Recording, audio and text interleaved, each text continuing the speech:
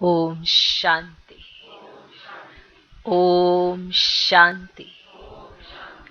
आज की तारीख है 10 जुलाई 2022।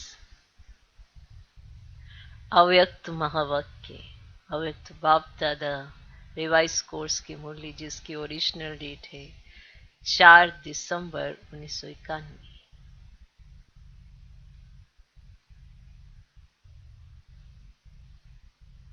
मुरली का सार, सफल तपस्वी अर्थात प्योरिटी की पर्सनैलिटी और रॉयल्टी वाले सफल तपस्वी अर्थात प्योरिटी की पर्सनैलिटी और रॉयल्टी वाले। आज चारों ओर के तपस्वी बच्चों की याद बाप दादा के पास पहुंच रही है। कोई साकार में सम्मुख याद का रिटर्न मिलन मना रहे हैं, कोई बच्चे आकारी रूप में याद और मिलन का अनुभव कर रहे हैं। ना कोई बच्चे सम्मुख बैठे हैं, वो साकार में बैठे हैं, सम्मुख याद का रिटर्न मिलन मना रहे हैं। सम्मुख याद का रिटर्न मिलन मना रहे हैं, यही है ना, सम्मुख मिलन हो रहा है। और कोई बच्चे आकारी रूप में माना सूक्ष्म स्वरूप में याद और मिलन का अनुभव कर रहे हैं। बाप दादा दोनों ही रूप के बच्चों को देख रहे हैं, जो साकार में सम्मुख बैठे हैं और जो आकारी रूप में है। दोनों ही बच्चों को माना दोनों प्रकार के बच्चों को देख रहे हैं। आज अमृत वेले बाप दादा बच्चों की तपस्या का प्रत्यक्ष स्वरूप देख रहे थे। आज अमृत वेले बाप दादा बच्चों की तपस्या का प्रत्यक्ष स्वरूप देख रहे थे। हर एक बच्चा अपने पुरुषार्थ पर मान तपस्या कर रहे हैं। लक्ष्य भी है और उमंग भी है। तपस्वी सभी हैं, क्योंकि ब्राह्मण जीवन की विशेषता ही तपस्या है। तपस्या अर्थात एक की लगन में मगन रहना, एक की लगन में मगन रहना। सफल तपस्वी बहुत थोड़े हैं। सफल तपस्वी बहुत थोड़े हैं। पुरुषार्थी तपस्वी बहुत है।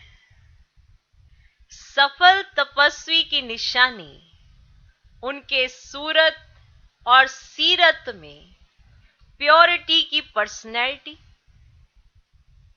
और प्योरिटी की रॉयल्टी सदा स्पष्ट अनुभव करें।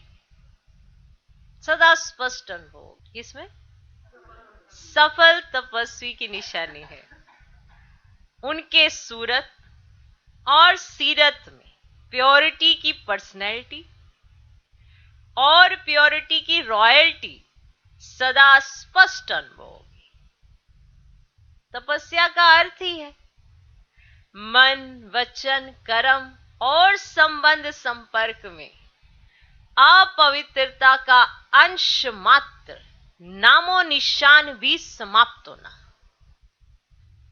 तपस्या का अर्थ ही है मन, वचन, कर्म और संबंध संपर्क में अपवित्रता का अंश मात्र, नामो निशान भी समाप्त होना।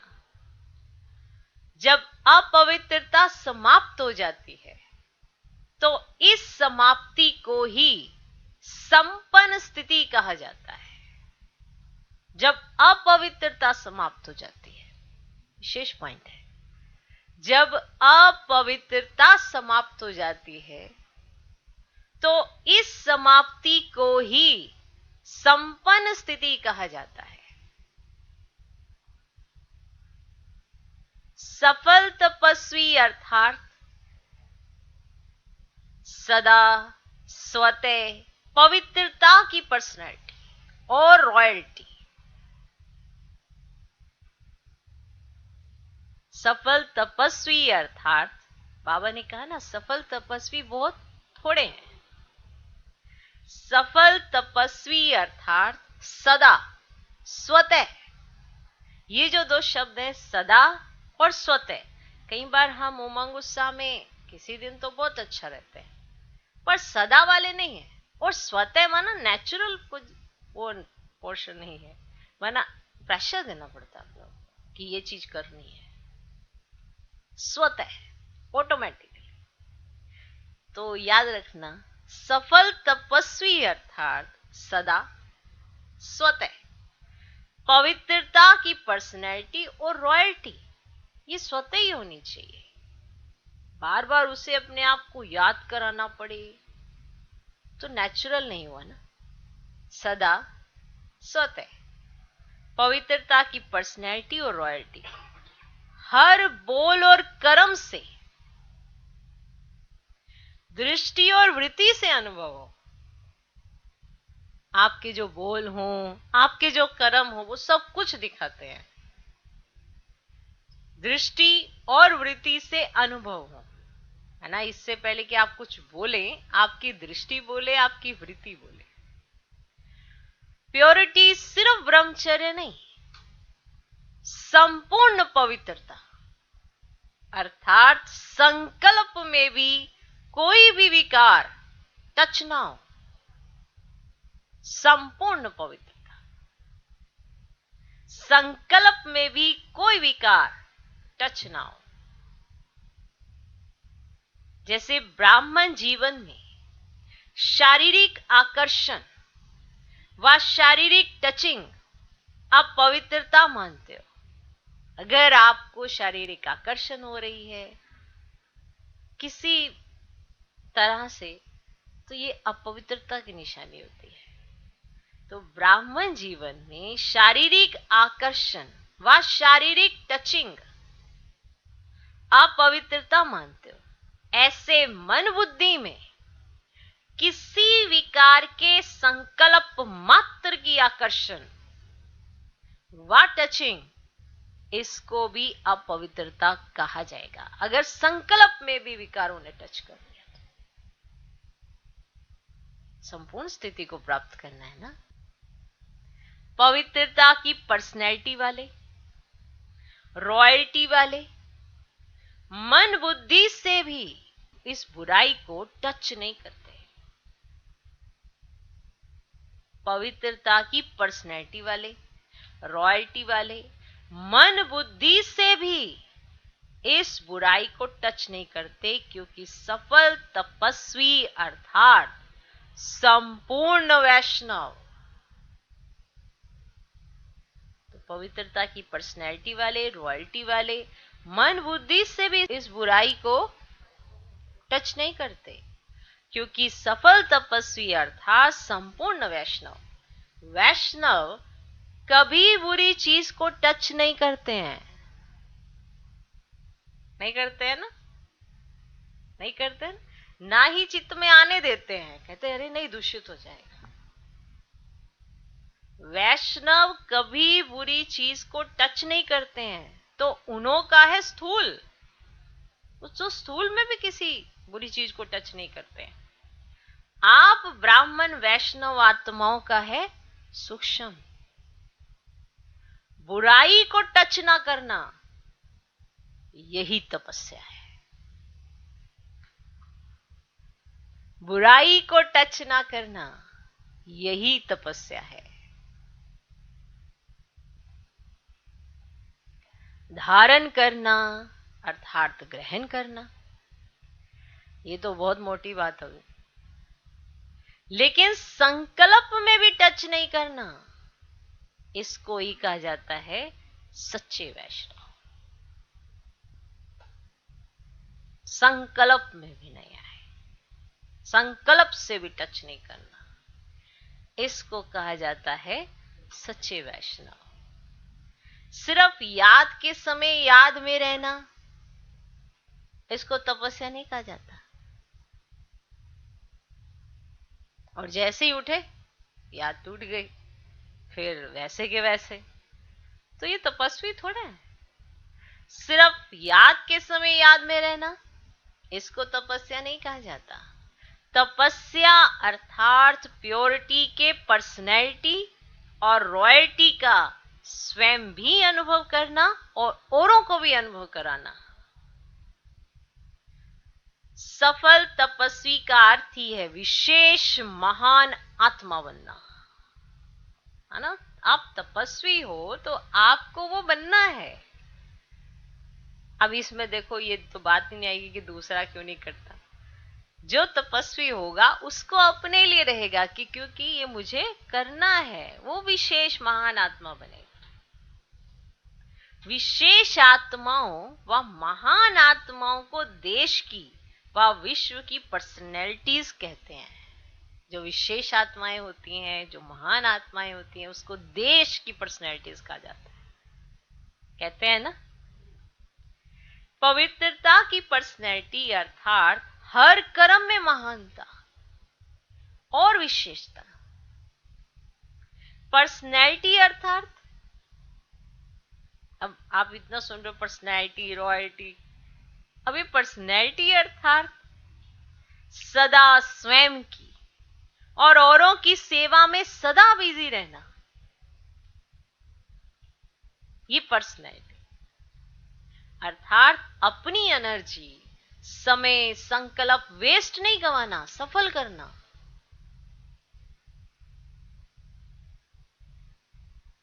पवित्रता की पर्सनैलिटी अर्थात हर कर्म में महानता और विशेषता। ठीक है। पर्सनैलिटी अर्थात सदा स्वयं की और औरों की सेवा में सदा बिजी रहना, अर्थात अपनी एनर्जी, समय और संकल्प वेस्ट नहीं गंवाना, सफल करना, इसको कहेंगे पर्सनैलिटी वाले।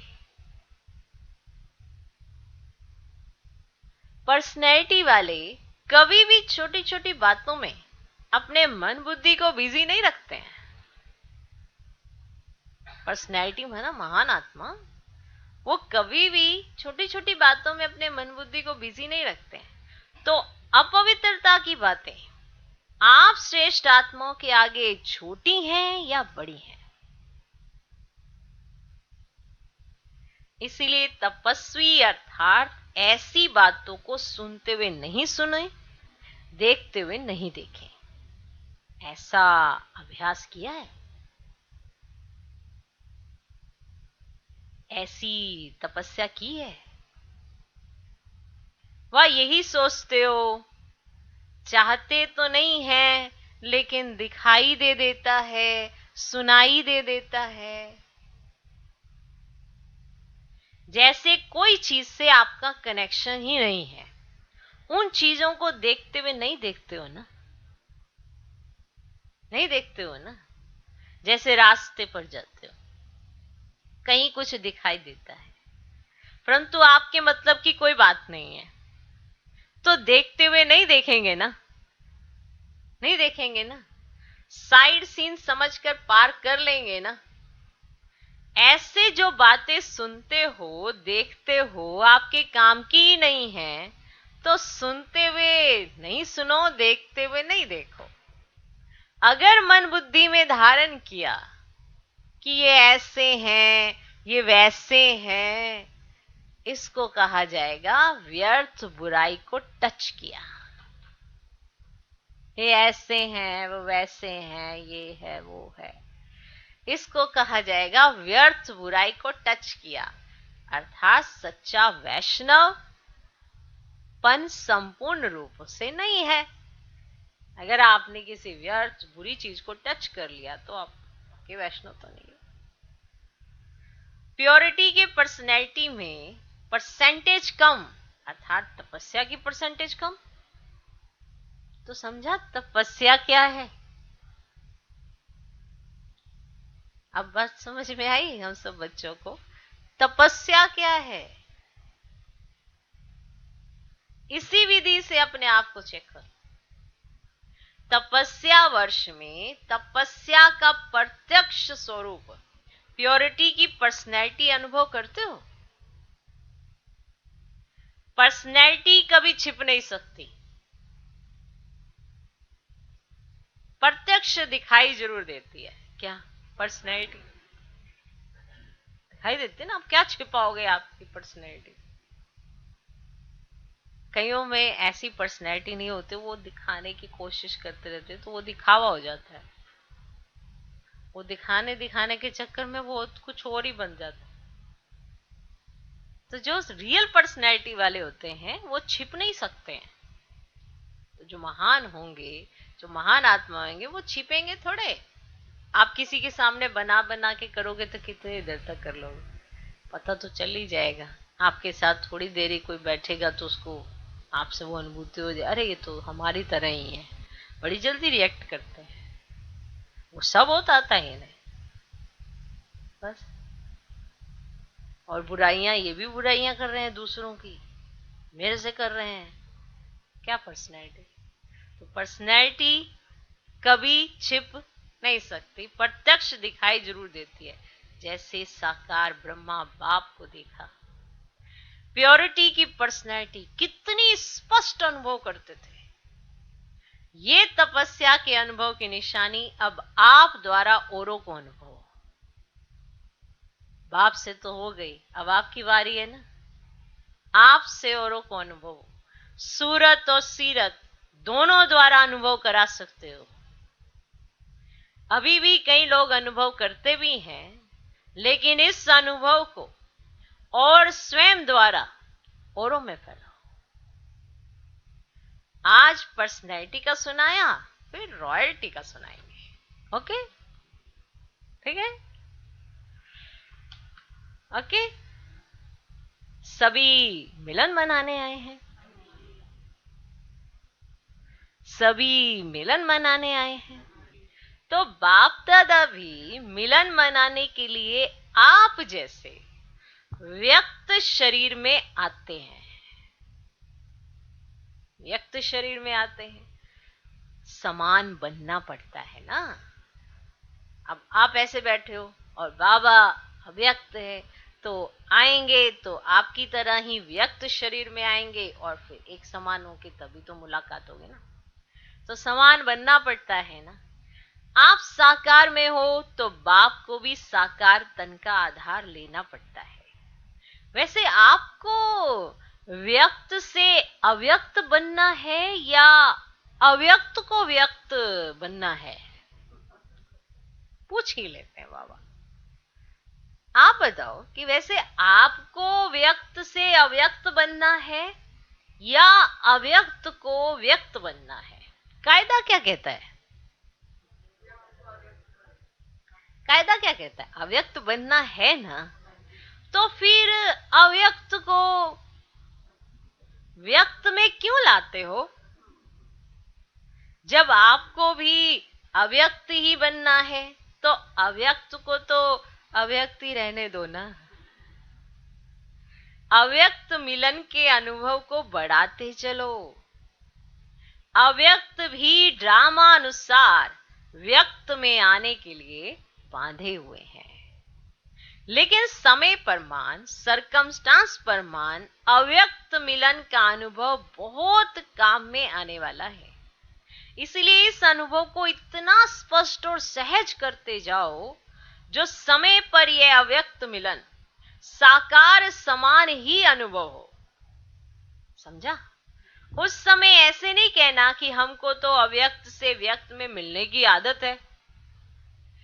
जैसा समय वैसे मिलन मना सकते हो। समझा, समझा।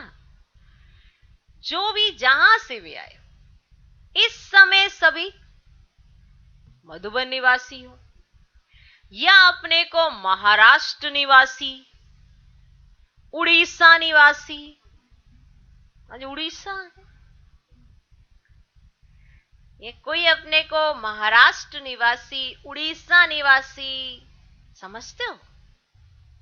ओरिजिनल तो मधुबन निवासी हो। ये सेवा अर्थ भिन्न भिन्न स्थान पर गए हो। ब्राह्मण अर्थात मधुबन निवासी। आप ब्राह्मण हो ना, तो कौन हो? मधुबन निवासी। सेवा स्थान पर गए हो, इसलिए सेवा स्थान को मेरा यही स्थान है, ये कभी भी नहीं समझना है। कई बच्चे ऐसे कहते हैं, इसको चेंज करें। पर कई बच्चे ऐसे कहते हैं, नहीं हमारे स्थान पे आना, हमारी जगह। तो वो कहते हैं इसको चेंज करो, तो कहते हैं नहीं, हमको पंजाब में व उड़ीसा में ही भेजो। तो ओरिजिनल पंजाब उड़ीसा के हो या मधुबन के हो, फिर क्यों कहते हो हम पंजाब के हैं? तो पंजाब में ही भेजो। माना हम ना पंजाबी है ना, तो हमारे को सेवा स्थान जो मिलना चाहिए ना, वो पंजाब का ही मिलना चाहिए, वहां थोड़ा सा इजी रहेगा। और हम उड़ीसा के हैं, तो उड़ीसा के उसमें भेजो ना। गुजरात के हैं हम, तो हमें गुजरात के सेवा स्थानों पे भेजो। ऐसा क्यों कहते? फिर क्यों कहते हो कि हम पंजाब के तो पंजाब में ही भेजो, गुजरात के तो गुजरात में ही भेजो? चेंज होने में तैयार हो? टीचर्स सभी तैयार हो? किसी को कहां भी चेंज करे तैयार हो? तो सुनो फिर क्या क्या हो। मानो उसके बाद बाबा तो जानते हैं ना कि ऐसा कुछ होगा, तो फिर क्या होगा। क्योंकि ऐसे तो हम ना लौकिक अपना घर छोड़ के आए और अलौकिक में फंस गए। इस पे भी आपको कई बार समझाया है, सब कुछ छोड़ देते हैं पर आकर्षण ही नहीं छोड़ पाते। चलो ये तो टीचर बहनों के घर गृहस्थ में भी ऐसा होता है, आकर्षण नहीं छूटता है। और जब आकर्षण नहीं छूटता तो फिर लटके ही रहते हैं। अगर जो हम एक्टिविटीज करते हैं क्या वो ब्राह्मण पने की है? अगर नहीं है तो आप मधुबन निवासी भी अपने को नहीं नाम दे सकते, क्योंकि हर ब्राह्मण क्या है? मधुबन निवासी। तो कहीं जिज्ञासु या गृहस्थी जो होते हैं ना, वो सिर्फ टीचर बहनों या इनको ही देखते रहते हैं कि ये क्या कर रहे हैं। हर एक इस समय ब्राह्मणों की बात हो रही है, फिर टीचर बहनों की भी बात होती है। अब टीचर बहनों की भी बात सुन लो। तो जैसे स्टूडेंट सुनते हैं, हाँ हमारे टीचर की बात हो रही है, बाबा ऐसा कह रहे हैं, बाबा हर बच्चे को समझाते हैं। अब जो समझे वही तो महान बने ना। ओके, तो टीचर्स सभी तैयार हो? किसी को कहां भी चेंज करें तैयार हैं? देखो, दादी सभी को सर्टिफिकेट ना का दे रही है। तो जब बाबा ने टीचर्स की तरफ देखा और फिर दादी की तरफ देखा, तो दादी ने कहा, दादी कौन? दादी प्रकाश। तो बाबा ने कहा आपकी दादी सभी के लिए जो सर्टिफिकेट दे रही हैं वो कौन सा दे रही हैं? ना का दे रही हैं। अच्छा, ये भी अप्रैल में करेंगे। बाबा ने तो अपना प्लान लिया हुआ है, दादी ना का दे रही है कि ये। अच्छा, ये भी अप्रैल में करेंगे। जो चेंज होने के लिए तैयार हो वही मिलने आवे। नहीं समझे? तो माना अप्रैल में ये सब कुछ होगा, तो जो चेंज होने के लिए तैयार हो, इधर से इधर उधर से इधर करना, तो सेवादारी ने सेवा है, वो कहीं पर भी जाए। लेकिन जब जिसके साथ होता है वो बड़े सारे सवाल उसके अंदर चलते हैं, तो वो भी बाबा सुना देंगे। तो बाबा कहते कि जो चेंज होने के लिए तैयार हो वही मिलने आवे। सेंटर पर जाकर सोचेंगे, यदि नहीं रहेंगे कि इसका क्या होगा, मेरा क्या होगा। थोड़ा बहुत कुछ किनारा भी करेंगी। बाप दादा से तपस्या की प्राइज लेना चाहते हो, और बाप दादा को तपस्या की प्राइज देना भी चाहते हो, या सिर्फ लेना चाहते हो? सभी सेंटर से सरेंडर होकर आना। क्या हम समझ आया? तो सभी टीचर्स बहनों से बाबा ने कहा सभी अपने सेंटर से सरेंडर होकर आना। सेंटर में सरेंडर होने गई थी, अभी सेंटर से सरेंडर होकर आना कि माना यहाँ पर किसी को भी चेंज किया जा सकता है। कोई कहा माना जो गुजरात का है वो पंजाब में चले जाएगा, जो पंजाब का है वो कहीं चेन्नई चला जाएगा, कहीं पर भी जा सकता है। उसे पूरे भारत में कहीं पर भी भेजा जा सकता है, उसे कैसे भी भेजा जा सकता है।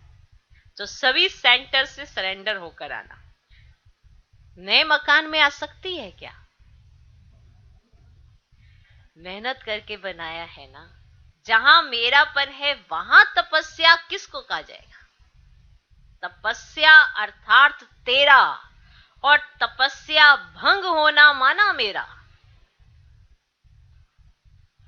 तपस्या अर्थात तेरा, कि सब कुछ तेरा, वही रियल तपस्या है। और तपस्या भंग होना माना मेरा। समझा? ये तो सब छोटी छोटी टीचर्स हैं, जैसे छोटी छोटी कन्याएं होती है, अभी अभी वो सेंटर पर समर्पित हुई होती हैं, वो कहते हैं हम जाने के लिए तैयार। है ना, उछल रही थी वो टीचर्स। मैंने तो बाबा ने ऐसे देखा तो बाबा ने कहा ये तो सभी छोटी छोटी टीचर्स हैं। कहेंगी हर जा नहीं, यहाँ सेवा हो जाएंगी। बड़ों को थोड़ा सोचना पड़ता। अच्छा, जो सेंटर पर आने वाले हैं वो भी सोचते होंगे हमारी टीचर चली जाएगी। आप सभी भी एवर रेडी हो? कोई भी कहां भी चली जाए, वह कहेंगे हमको तो यही टीचर चाहिए। जो समझते हैं कि कोई भी टीचर मिले उसमें राजी है वह हाथ उठावे। कोई भी टीचर मिले उसमें राजी है वह हाथ उठावे। बाबा ने वहां जिज्ञासु जो आए थे, सभी स्टूडेंट्स जो आए थे, उनसे पूछा कि आपकी बुद्धि आपकी टीचर में तो नहीं फंसी हुई है कहीं? तो आपको कोई भी टीचर मिले चलेगा? राजी है ना? कोई भी टीचर मिले उसमें राजी है वह हाथ उठावे। कोई भी टीचर, टीचर की बात हो रही है, बाबा दादियों की बात नहीं करता है, बाबा अपनी बात नहीं करता है, तो इसलिए टीचर की बात हो रही है कि कोई भी टीचर मिले आप राजी हैं? बाप, कोई भी टीचर मिले, बाप दादा जिम्मेवार है, दादी दीदी जिम्मेवार है। माना आपको कोई भी टीचर मिले, इतना याद रखना, माना जितने भी सारे स्टूडेंट्स आए हुए थे, जो भी सेंटर से आए हुए थे, तो बाबा ने कहा बाबा जिम्मेवार है, दादी दीदी जिम्मेवार है, वह हाथ उठावे।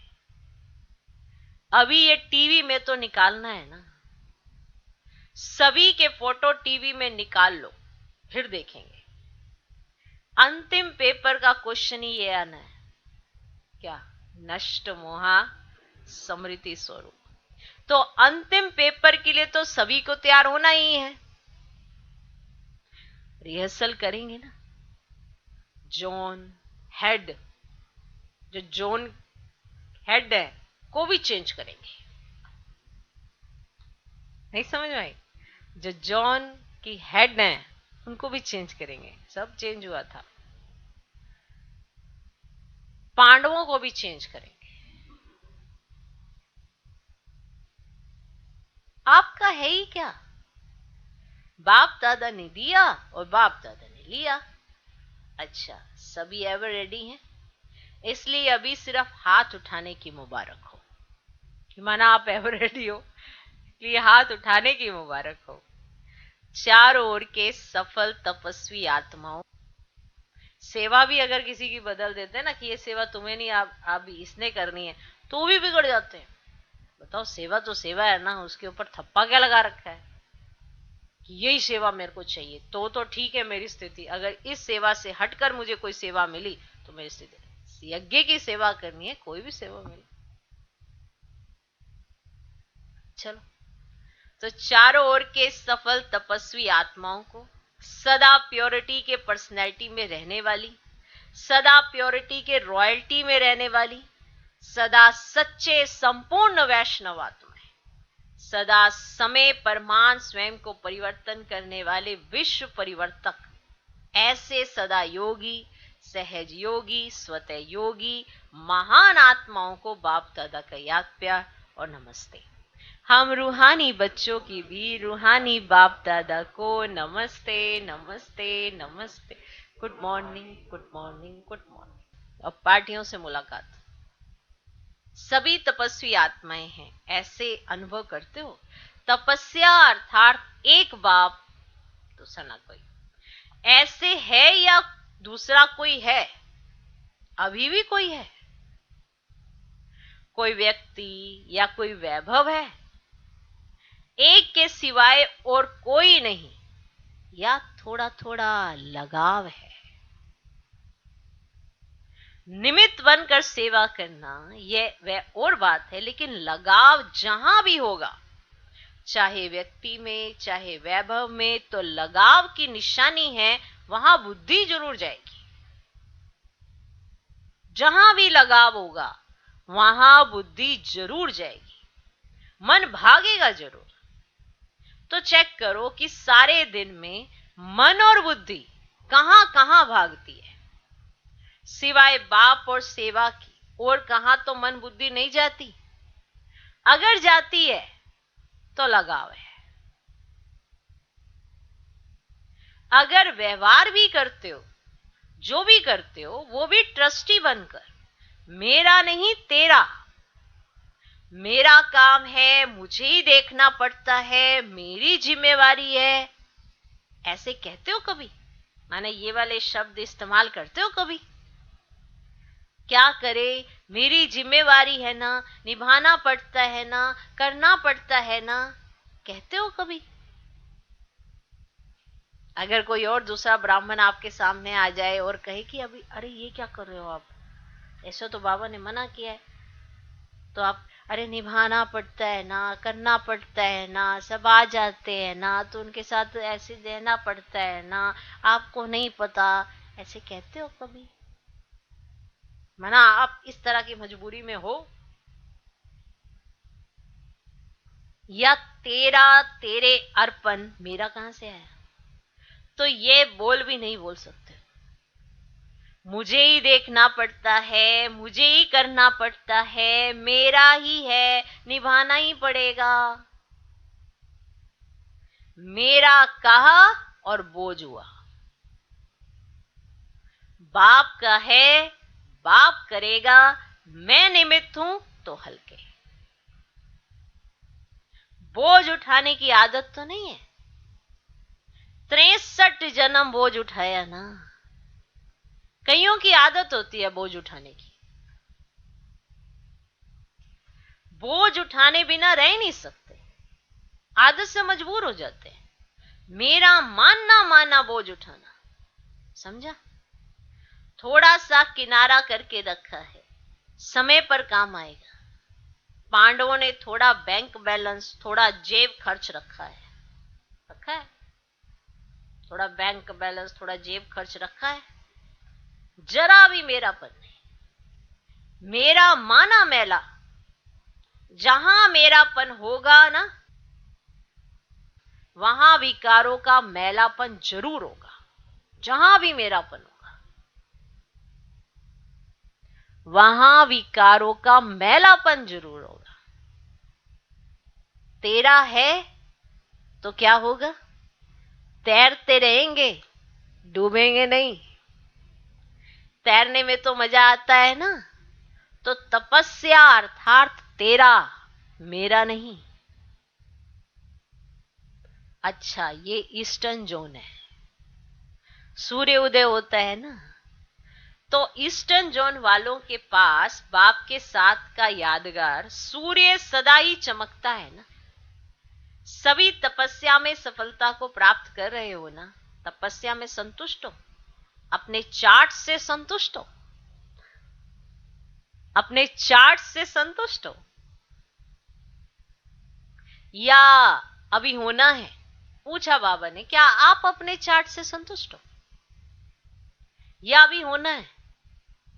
यह भी एक लिफ्ट की गिफ्ट है।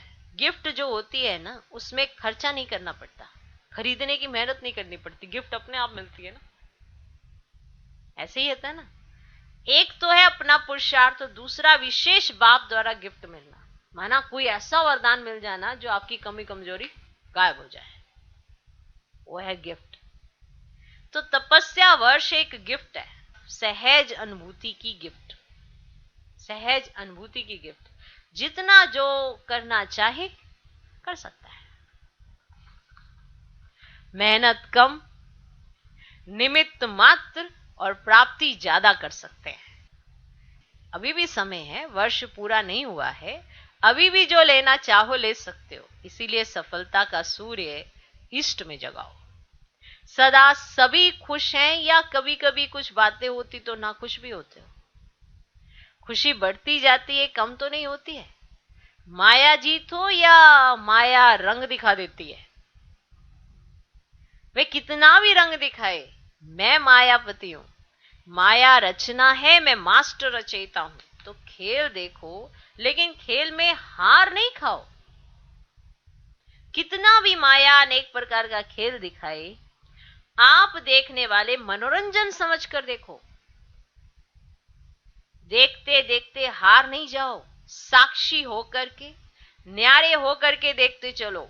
सभी तपस्या में आगे बढ़ने वाले, गिफ्ट लेने वाले हो।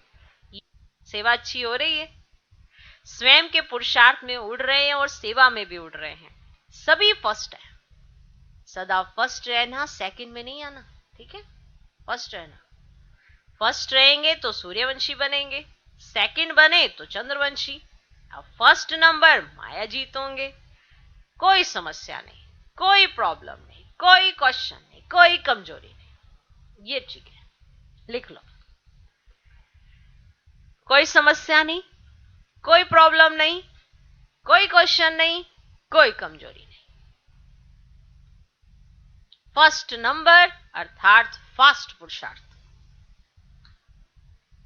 फास्ट पुरुषार्थ माना चेंज इतना जल्दी हो जाए। अब समझ तो आ गया, आज की मुरली से बहुत कुछ समझ आ गया। अब हमने चेंज तो करना है ना, वो फास्ट होना चाहिए। जो चीज समझ आ गई उसे अडॉप्ट करना मुश्किल नहीं होता है, आसान होता है। तो सिर्फ समझना ही तो है, और समझ कर उसे अडॉप्ट कर लेना है। फर्स्ट नंबर अर्थात फास्ट पुरुषार्थ। फर्स्ट नंबर अर्थात फास्ट पुरुषार्थ। जिसका फास्ट पुरुषार्थ है वो पीछे नहीं हो सकता, वो फर्स्ट ही है। सदा साक्षी और सदा बाप के साथी, यही याद रखना। सदा साक्षी और सदा बाप के साथी, यही याद रखना। ओके, आज का वरदान, सदा उत्साह में रहे। निराशावादी को सदा उत्साह में रहे, निराशावादी को आशावादी बनाने वाले सच्चे सेवाधारी भव। सदा उत्साह में रहे, निराशावादी को आशावादी बनाने वाले सच्चे सेवाधारी भव। ब्राह्मण अर्थात हर समय उत्साह भरे जीवन में उड़ने और उड़ाने वाले। उनके पास कभी निराशा आ नहीं सकती, क्योंकि उनका ऑक्यूपेशन है निराशावादी को आशावादी बनाना। यही सच्ची सेवा है। सच्चे सेवाधारियों का उत्साह कभी कम नहीं हो सकता। सच्चे सेवाधारियों का उत्साह कभी कम नहीं हो सकता। उत्साह है तो जीवन जीने का मजा है। जैसे शरीर में श्वास की गति यथार्थ चलती है तो अच्छी तंदुरुस्ती मानी जाती है, ऐसे ब्राह्मण जीवन अर्थात उत्साह, निराशा नहीं। आज का स्लोगन, बीती को बीती कर दो, बीती को बीती कर दो, और बीती बातों से शिक्षा लेकर आगे के लिए सावधान रहो। बीती को बीती कर दो और बीती बातों से शिक्षा लेकर आगे के लिए सावधान रहो। कई बार देखा गया है ऐसे अरे छोड़ो ना, मैंने बिंदी लगा दी है, अरे छोड़ो ना, बीती सो बीती हो गई, अरे पास्ट इज पास्ट हो गया ना। लेकिन आपसे पूछा जाए कि आपके साथ जो पीछे हुआ उसका कोई कारण होता है ना, कारण होता है ना जो पीछे हुआ। अब वो जो हुआ उससे आपने शिक्षा क्या ली? अगर आपने नहीं ली है शिक्षा तो वो वापस फिर से होगा, अगर आपने ले ली शिक्षा तो वापस नहीं होगा। तो बीती को बीती क्या करना है, बिंदी क्या लगानी है, ये भी हमें पता होना चाहिए। हम कई बार बड़ी जल्दी बोल देते हैं अरे मैंने बिंदी लगा दिया है, पर बिंदी कैसी? शिक्षा लेकर बिंदी लगाओ तो ही फुल स्टॉप लगेगा। नहीं तो आपने वहां पे तो एक क्वेश्चन मार्क, कड़छी माना कड़छी के नीचे बिंदी छोड़ दी है। क्वेश्चन मार्क होता है ना, तो कड़छी के नीचे एक बिंदी लगी होती है कि अपनी तरफ से हमने बिंदी लगा रही है लेकिन ऊपर एक क्वेश्चन छोड़ दिया। तो शिक्षा लो, और जब तक आप किसी भी पुरानी बात या जिसने भी आपकी स्थिति बिगाड़ी उससे शिक्षा नहीं लोगे, नहीं तो वापिस वो चीज रिपीट होके आएगी। इसीलिए फिर शिक्षा ले ली और आगे के लिए सावधान रहो। बीती को बीती कर दो और बीती बातों से शिक्षा लेकर आगे के लिए